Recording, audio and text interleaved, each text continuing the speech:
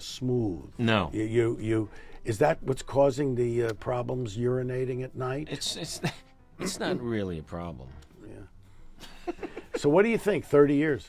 30 years. It's shocking. I know. It's crazy. Yeah. It seems like just 30 years ago we were making a movie. Yeah. And still, the highlight of my film making experience. Yeah, it was a great experience. Not just the film, but the experience together, being together. That was the thing that I was most frightened of, because I don't know. I don't know. You are so much an extension of me in some ways, right. And we're friends and we're close and all that. Right. So you go, oh, what if we're like best buddies, and then all of a sudden, what if this? And then it worked way better than I ever thought. It was an awkward. There was an awkward little time for me. It was because it was. I knew the script was out there, but I didn't know what the script was about. Yeah. And I knew that guys of similar age, right, were coming to see you. So I had to say to myself, out of my respect for you as a director, and because you have to put the friendship aside at that point. Right. If he wants me, he'll want me. Yeah. If he doesn't, okay, then I'm not the right guy for the part. And you have to keep telling and yourself. And when I got to that point where I made that decision, then I'm all in with the poker chips go all in, because it's not like, I worried about the French. I didn't worry about you playing the part. You're going to play the part. It's going to be great. And I know, because I know you so well, what I'm getting. I know I'm not only getting you and your acting and all of that, but I'm getting your mind.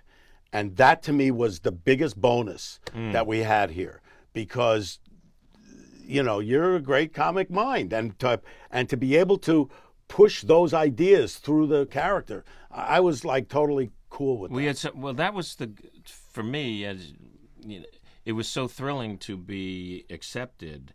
But it was like that from the very first time we worked together, which was All in the Family. Right. When I came out from Long Island, cast as your best friend. Right. And here I am in Archie's house. It's 1975, and I'm with you, and I'm a new guy that Norman had seen at the Comedy Store a couple of weeks before, then called me at my house. Yeah. But he called me himself. I didn't know that. Said, hey, listen, this is Norman Lear. We met at the Comedy. I said, I don't remember you. Well, we got this part. Maybe you want to come out and do it. And so now we're on the set, and we were working. The script was so, like they always are on the first day or two. Yeah. And you were the fixer. Yeah. With all of those great writers, you were because you could see the director was being born already, and you turned to me and you said, "What do you think about that thing? Do you want to do?" And you were open. Yeah. And we laughed a lot. Yeah.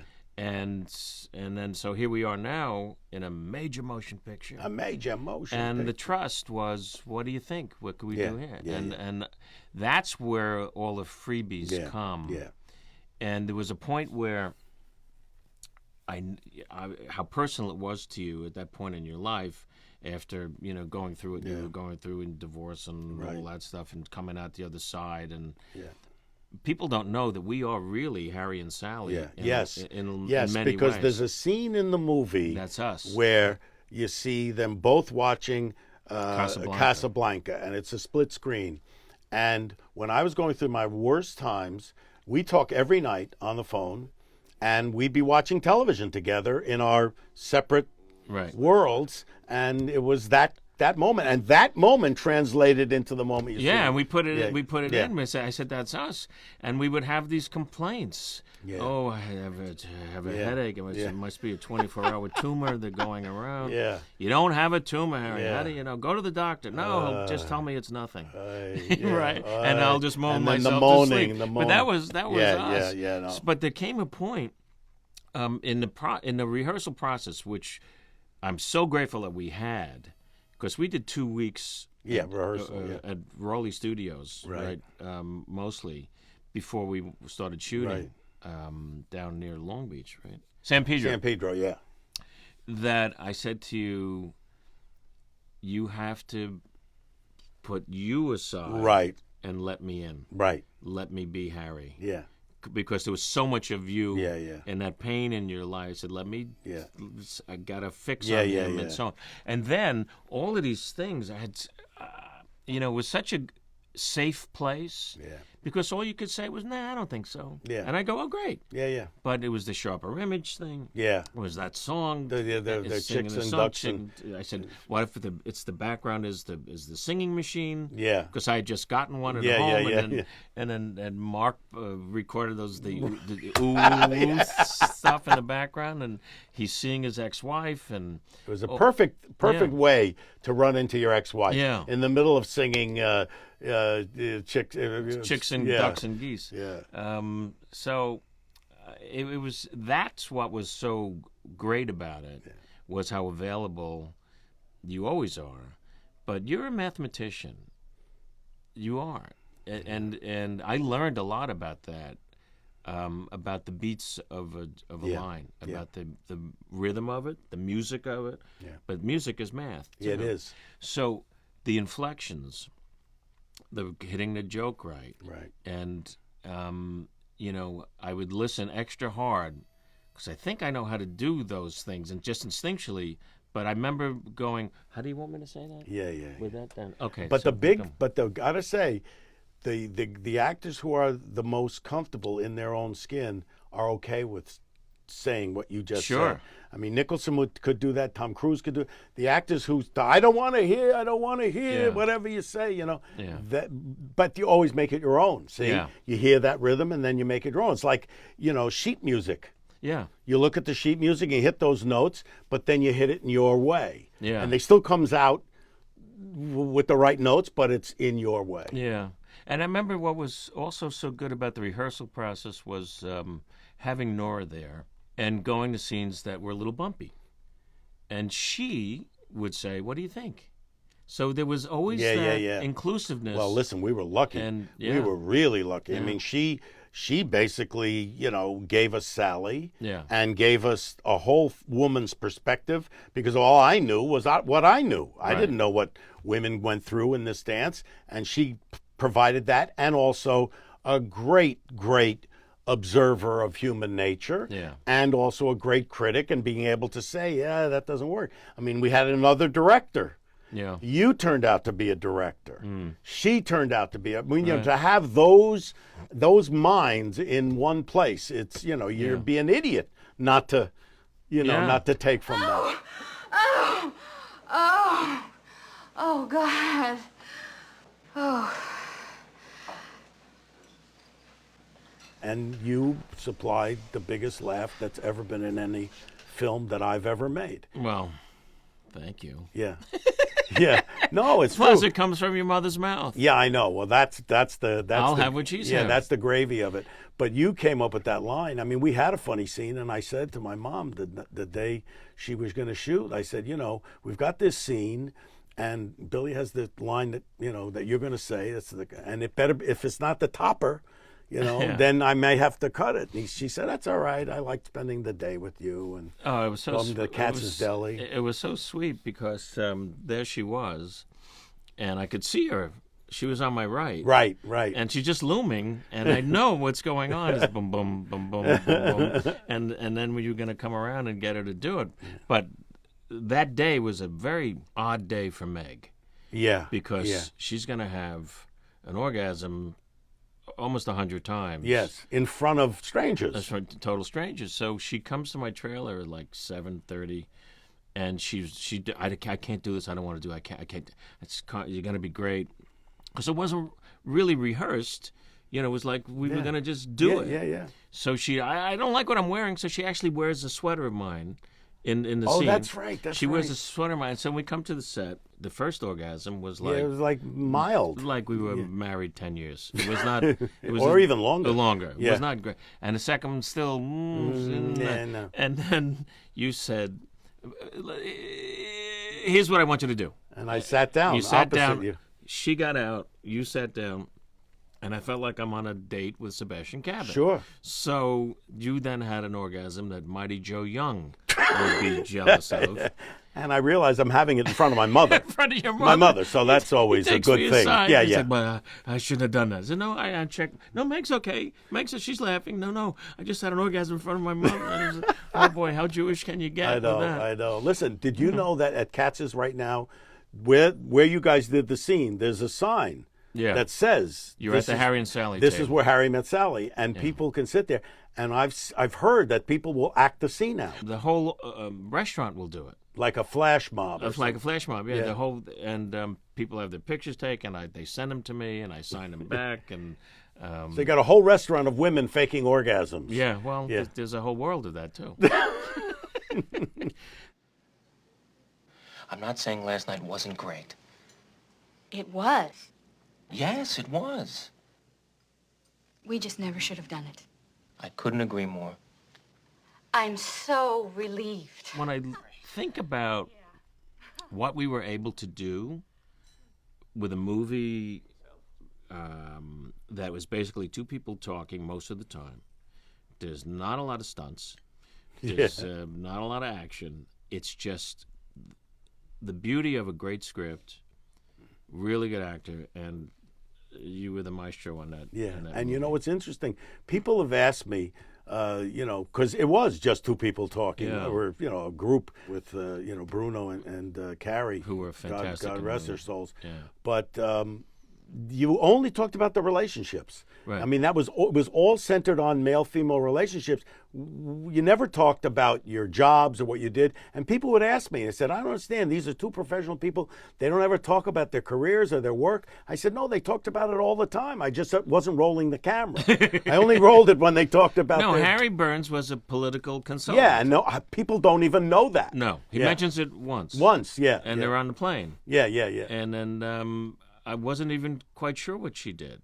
No, I mean, she was, I don't know. I don't know. She did something. Yeah. She worked hard, but we didn't say.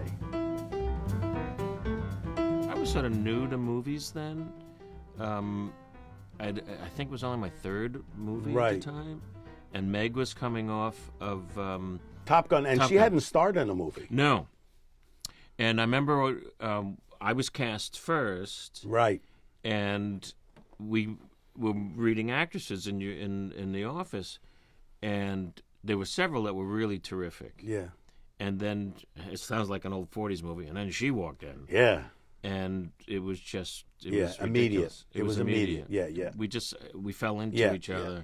I remember we read one little scene, and I just looked at you and went, what that's are we perfect. doing? And the scene that I always get a kick out of is when you do pepper and paprikash and all that at the Temple of Dender, and you started spritzing with her on that, and you're getting her to repeat you and imitate, and at one point she looks over at me. She goes, like, oh, what? No. But you kept proud to partake of my pecan pie. Yeah. Proud to partake of your pecan pie. No. But I would be proud. But I would be proud To partake. Of your pecan pie. Of your pecan pie. Pecan pie. Pecan pie. Well, I remember I came to the set, and it was a spectacular venue to do the scene in. I said, I have an idea. When you're falling in love, you start showing somebody your silly voice. Right. And you went, okay, all right. Because it was not in the script. No. And I said, maybe, and you went, let's just do it. Yeah. And let's not we won't tell Meg. And so it started with this pepper. Yeah. And I think that... repeat after me. Well, please to repeat. Please to repeat. And that voice. What did you do? You went for that voice. I would be proud to partake of your pecan pie. That was what was great about the movie, was you felt like you were falling in love with them. Yeah. And you were just like a bird on their shoulder. You gave us all this freedom to play. Yeah, but something? It only works if you have people who can That's play. True. That's true. And she was great. Yeah. She went along with you. I mean, you came up with Well, I when I was cast, and the movie was called Boy Meets Girl. Right. It wasn't even Harry Met Sally. Yeah. No. That we did on the phone. That's right. When Harry And met we had a contest with the crew because we had Harry, this is Sally. We had all kinds. Right. If they could come up with a title, Right. and we did that. Yeah, we came out on the phone, and then we put the three dots. dots. The 3 dots to me were critical I think so too. because it's what happens after. Exactly. When Harry met Sally, then what happens? And it has to be 3 dots, not 2. Yeah, no, 3 dots. It's a 3 Always dots. 3 dots. Yeah.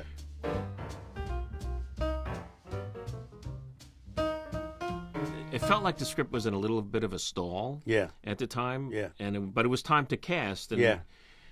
And I remember coming in I got an idea here. Marriages don't break up on account of infidelity. It's just a symptom that something else is wrong. Oh, really?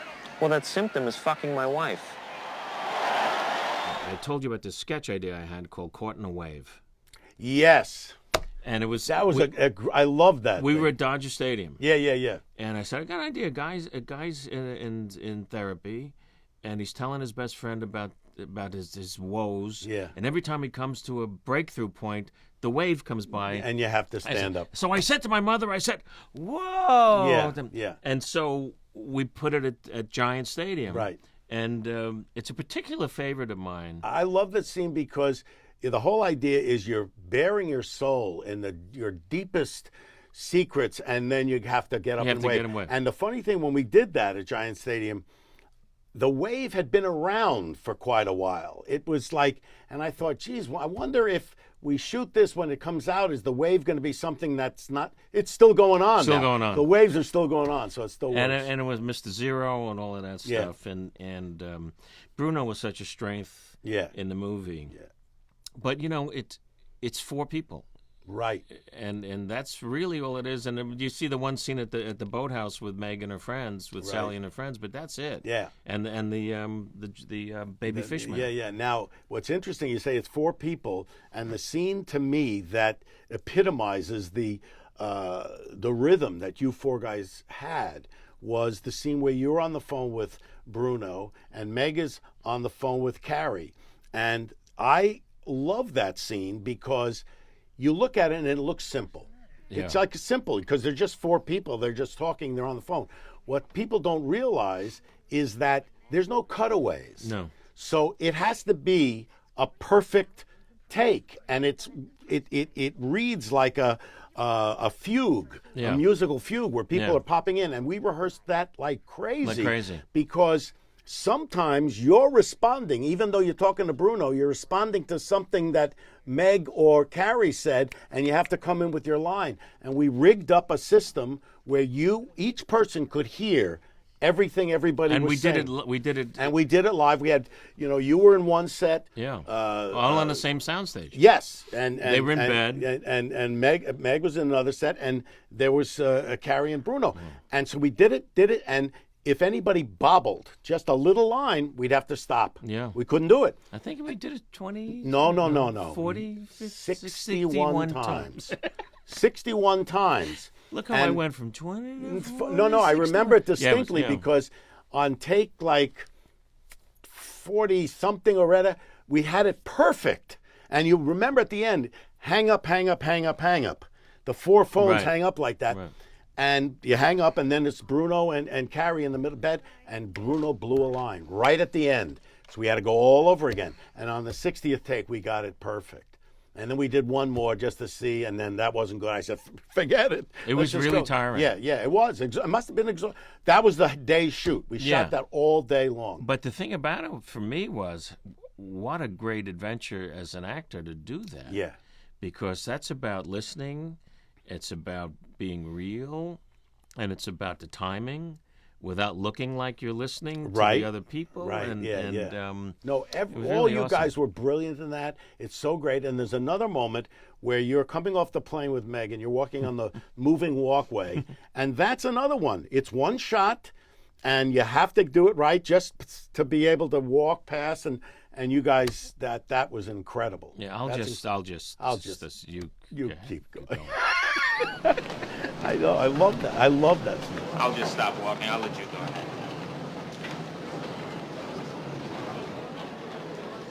The couples. Right. That came from a real. that was a real thing. I mean, Alan Horn's parents. Alan Horn's parents. I'm sitting there one night, and everybody's talking, and I look at Mr. Horn, and he's not in the conversation. And I'm trying to figure out what can I do to draw him in. So I said, Mr. Horn, how did you and Mrs. Horn meet? All of a sudden he lights up and tells the story of what you see in the film, the first story. I'm sitting with my friend. I saw this woman walk in. I said to my friend, you see that woman? I'm going to marry that woman. I'm going to marry her. And 2 weeks later, we were married, and it's 50 years later, and we're still married. And I went, wow. What a story. I said, this is a story about how two people get together. And then we started exploring stories, and we got real people to come in and tell their stories, and they go on and on. So I got actors to actually tell the stories that we... So those are real stories? Real stories reenacted. That were reenacted by actors. And so that's what I did. It wasn't Mr. Horn and Mrs. Horn, but I had two people that did that. And then I knew that When Harry Met Sally was going to be one of those stories. It's going to be a story of how these two people got together. And if you remember at the end, we put you two guys on the couch. Yeah. And you talk about their honeymoon. Yeah, and that everything you've seen before was leading to that. Yeah, because the stories were so... First of all, they were very romantic, and they were very funny. But after all the years, they were still together. Yeah. And that was... there was some really... touching people when I look at them. Yeah. My family moved to the Bronx He when I was lived on 10. Fordham Road. Hers moved when she was I 11. lived on 183rd Street. For 6 years, she worked on the 15th I worked for floor a very prominent as a nurse, neurologist, where I had to Dr. practice Bimmelman. on the 14th floor. The very Well, I mean, the script was written. I mean, it was structured. Within that, we can play around. I mean, there were things that, you had ideas for, we added, but I think we did that all in rehearsal. I don't think we played within a scene. I don't think we added a new scene. No, I don't think when so. we were shooting. I think we were a little loose. The Pictionary game? Pictionary. Yeah, that was loose, but we knew we were going to do the Pictionary game. Baby Fish Baby Mouth. Fish Mouth, sweeping the nation. Yeah, I hear them talking. Yeah. And what the Kennedy, was that a joke you came up with? That was a joke that Yeah, that was the one you to say how young she was. Yeah. Ted Kennedy was shot. Yeah. That was that one. Yeah. And then the other one was the Ethiopia. Yes, I didn't even know they had food there. Yeah, I didn't have to. That was yours too. Yeah. Yeah. So you, I mean, you had added things all over the place, but the scenes were, were but there never within the context of it was always within the context of the character too. And then one thing I'm really proud of, while we're patting ourselves. Yeah, on let's our pat backs, away. We're shooting a batting cage scene. Right. Oh my God, this is amazing because the two guys are in these two cages. You and Bruno. The batting and cage. I had a certain angle I wanted to shoot where I could see both of your faces. The only way I could do that is if one of you could bat left-handed. And when Bruno, I mean, I know you're such a good ball player. I said to Bill, can you hit left-handed?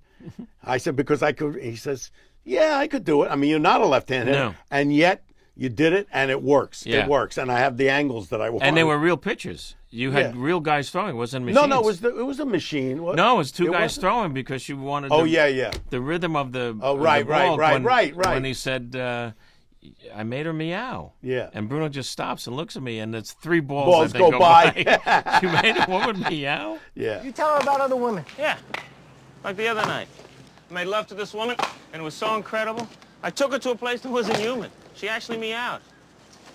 You made a woman meow? Yeah, that's the point. I can say these things to her. And the great thing is, I don't have to lie because I'm not always thinking about how to get her into bed. I can just be myself. Those are little problems. Yeah, that little happen. things. But if I don't have a great ball player, I know. And by the way, we played a lot of ball together, so I knew you could do it. I mean, that's Oh man. It's just a dinner. I finally got into a place in my life where I'm comfortable with the fact that it's just me and my work. She's so great, why aren't you taking her out? How many times do I have to tell you? We're just friends. So you're saying she's not that attractive? No, I told you she is attractive. Yeah, but you also said she had a good personality. She has a good personality. Bruno, we were all friends. Yeah. Bruno and you and me were all friends. I mean, We all played in the same softball team together. Yeah, so it made sense with Chris Guest that he's going to be your friend in the movie. Yeah. And very friendable. Yes, the best. Yeah. The best friend you could have. He was Yeah. like, we used to call him the concierge. That's I mean, right.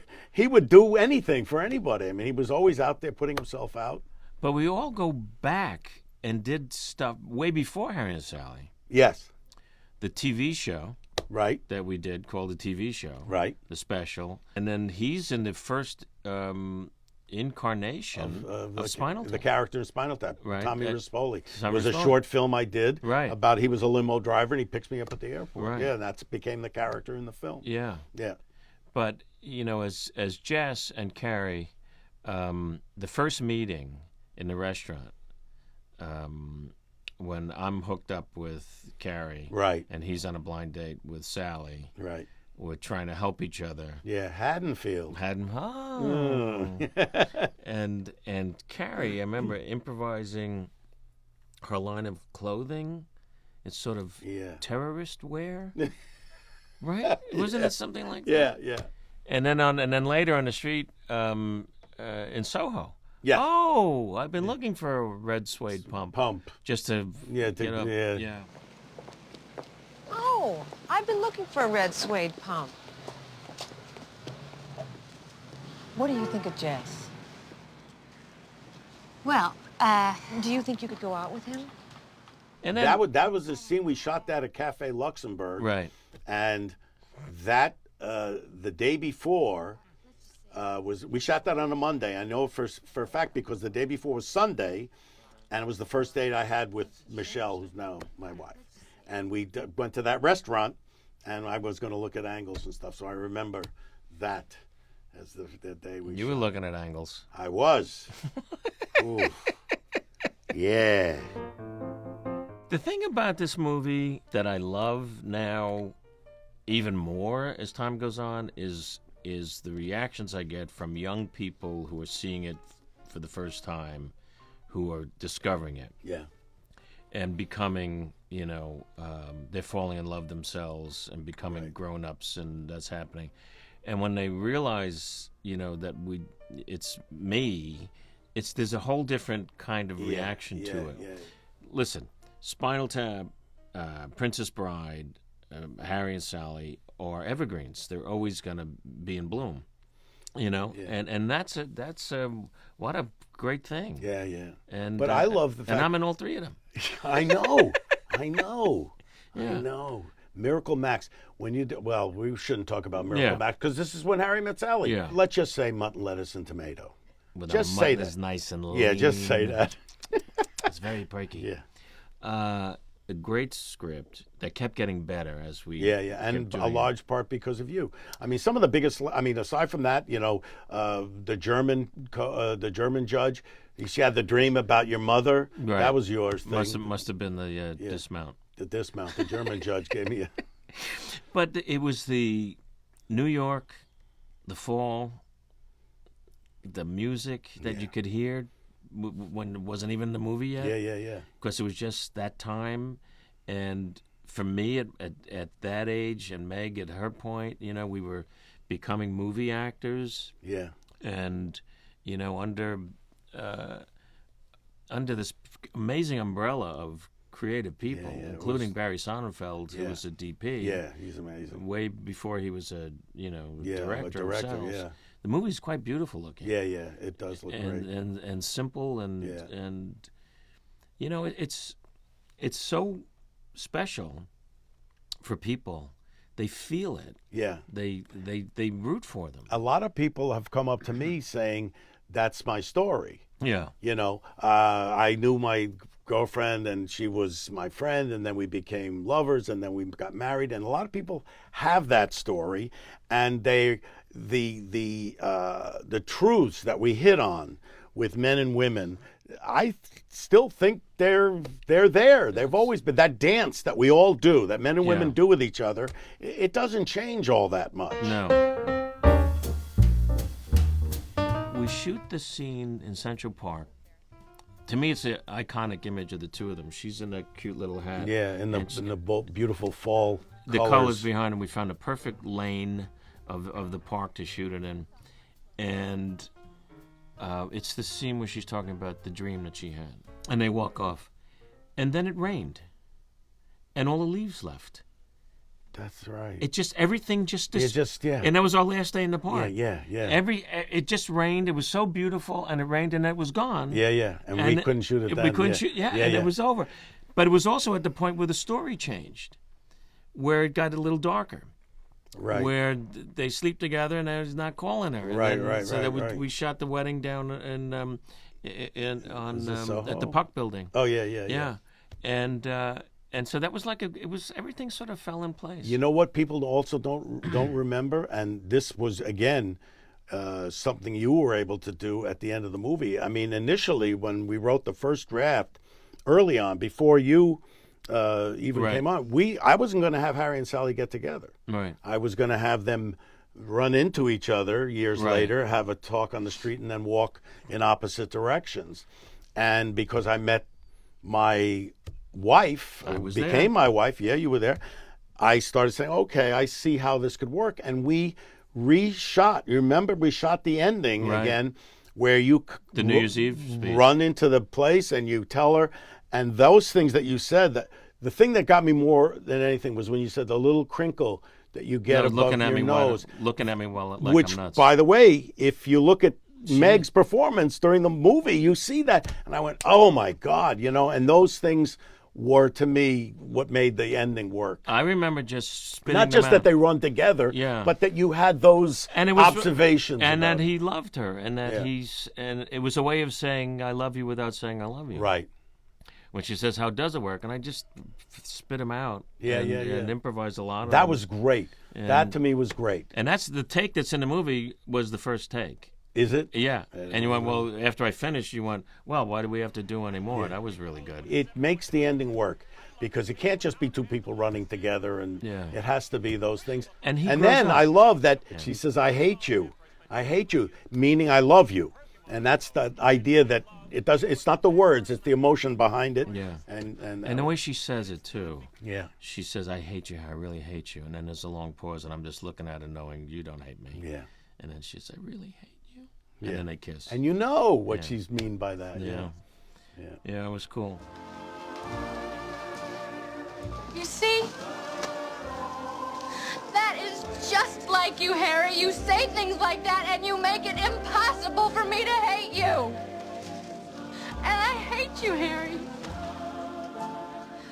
I really hate you.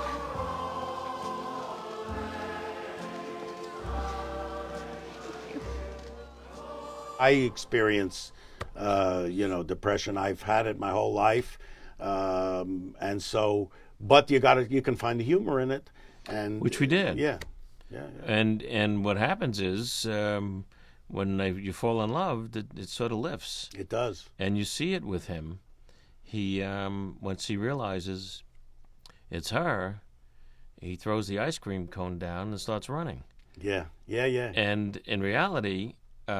I run through the village, I run up 8th Avenue, and then I run right into a building in Los Angeles, up the stairs. But it's supposed to be. I know. It likes downtown, It's I mean, that's the thing about it is,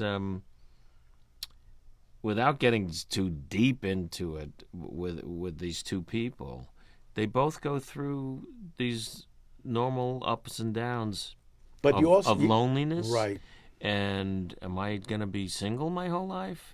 But they handle it in different ways. Harry is a half empty, and Sally's a half full. I mean, she's always seeing the bright and the happy, and Harry is always looking at the dark. And there's a great scene on the stoop, and Nora actually said this to me. She said, you don't have to say all the things you're feeling. You can, because Harry always felt like he has to lay it all out there. Right. Sally was much more contained, and so you guys, rubbed up against each other in that way. After the coffee table. Right, when they see when he runs into his ex-wife, and it triggers all this fear and this feeling that he has and this anger. Put your name in your books. Yeah. And that's, to me, is one of the great scenes, because she's saying to him, you don't have to say everything you feel all the time. And he's saying to her, but don't you ever feel anything? I never see you get upset. You don't get upset with anything. Right. Right. And then she talks about his womanizing as it's like you're out for revenge. Yeah. Yeah, it's your way of taking it out on women, which is something that I went through, which is, you're feeling bad and you just think it's maybe it'll make you feel better. Yeah. It'll make you feel better somehow, but it never does. But that's a big, they were able to take a little piece out of each other, too. Yes. Yes. It's the dance where you rub up against each other and they are able to understand each other a lot better. That's the nature of what a man is supposed to do in his life. Try to figure out the nature of a woman. A woman is supposed to try to figure out the nature of a man. And you do that your whole life. You'll never get it, but you can try. And that's what that's all about. And that's how they are able to come together. He understands when he makes love to her and he's running away. He's running away. And she makes him see that's. I remember when we shot, I said, what if I have my 1 foot on the floor? I love that. I love that. 1 foot out the door. He's ready to go. He's got 1 foot out the door. And then so now we finish, and as always, you're not sure what you have, but the experience was great. And then you cut, and we go to the first screening in Pasadena. I remember we're sitting in the back of the theater together, and this is, there's money involved. People paid for this movie. It sure felt good, but now you're seeing it, and as an invited audience who don't know what they're going to see, the test screening. And the movie, I remember, was playing great. And I remember I'm sitting next to you, and you have a notepad with a light on it for giving notes to, I guess, Lynn. Yeah. Right? And then the orgasm scene comes on, and the people go nuts. Right. Because nobody in the history of film, except in pornos, had ever used the word orgasm. It had never been discussed. Or had one. That was a fake one, but... it was in the history of movies, it was never, Louis, this is the beginning of a beautiful orgasm. Never happened. No, it didn't happen. Never happened. Frankly, I don't give a damn about that orgasm. Yeah. Never happened. I could have been a contender with an orgasm. Never happened. No, didn't happen. So now it happens, and they go bananas. Remember? Yeah. And then it's the cut to the Ray Charles song, which you don't even hear. And and I remember we were holding hands. We went, oh my, what had just happened? Because that's the miracle of making a movie that as a live performer is a little frustrating, but also exhilarating. Yeah. Because I'm used to getting it right now when I do it.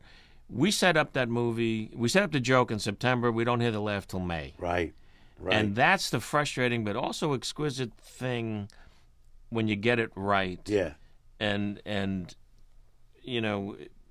it's like a perfect movie moment. Now that was the great moment when we heard that laugh for the first time. Yeah. Now tell us about the time when we go to London and we're having the royal premiere of When Harry Met Sally, and Princess Di is there, and I'm sitting next to Princess Di, and I'm sitting to your right. You're on my right, and she's on your left. Princess Di is on my left, and Meg is on her left. Right. So we're all in tuxedos and in the upper deck of the theater. Right. And lights go down. Movie's going to happen. The Castle Rock logo goes. And the whole time I'm watching the movie, all I could think of is she's sitting.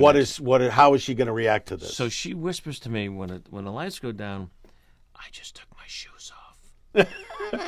That's what she says. So Schmucko goes, "I just took my pants off." And she Did laughed. She laughed at that? Yeah, she goes, "Oh, you're so naughty." I go, well, you have no idea.